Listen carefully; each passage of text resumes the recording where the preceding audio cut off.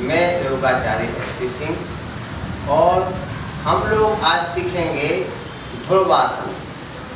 ध्रुवासन से तात्पर्य है, ध्रुव महाराज जी ने इसी आसन में खड़े होकर भगवान का ध्यान लगाया था, तो भगवान तत्काल प्रभाव से प्रकट हुए थे और उन्होंने ध्रुव जी को दर्शन दिए थे। कहने का तात्पर्य है कि जब आप इस आसन में खड़े हो जाते हैं और जब ईश्वर को याद करते हैं यानी ध्यान लगाते हैं, तो आपका जो ध्यान है वो तत्काल प्रभाव से लग जाता है। इसीलिए ध्रुवासन का आसनों में एक विशेष महत्व है।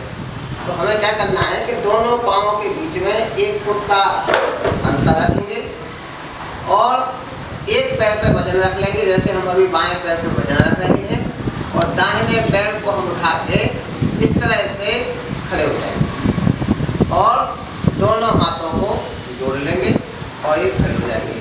तो जब भी आप किसी मंदिर में जाएं या धार्मिक स्थान पर जाएं, तो इसी आसन में जब आप खड़े होकर ईश्वर के सामने खड़े होते हैं, प्रार्थना करते हैं, तो आपका जो ध्यान है तत्काल प्रभाव से लग जाता है। इससे मन की चंचलता दूर होती है और आपके जो खास तौर से स्नायु मंडल है वह शक्तिशाली होता है। तो आप बाएं पैर से किया करेंगे, इसी प्रकार से हम दाहिने पैर से भी करेंगे।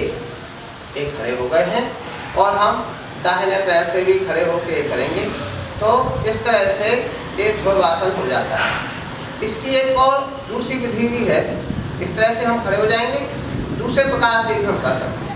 अगर आपको इस प्रकार से करने में कठिनाई हो रही है तो आप दाहिने पैर को बाएं पैर पर रख लेंगे और हाथों को ऊपर कर लेंगे। इस तरह से करने से आपका जो मन है, जो मन की चंचलता है, वह जल्दी से दूर हो जाती है, तो आपका मन लगने लगता है अच्छे कार्यों में।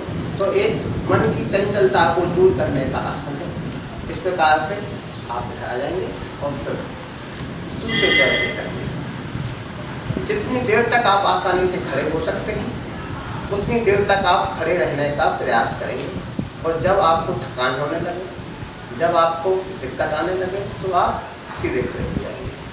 कोशिश करिए, शुरू में आपको दिक्कत होगी क्योंकि एक पैर पर पूरे शरीर का वजन आता है, लेकिन हमारा जब पैर कमजोर होता है तो हम हिलते हैं, लेकिन धीरे धीरे आपके पैर की स्नायु मंडल शक्तिशाली हो जाता है और आप एक पैर पर आसानी से खड़े हो जाते हैं। इसीलिए ध्रुवासन करिए और मन की चंचलता को दूर करिए। ओम।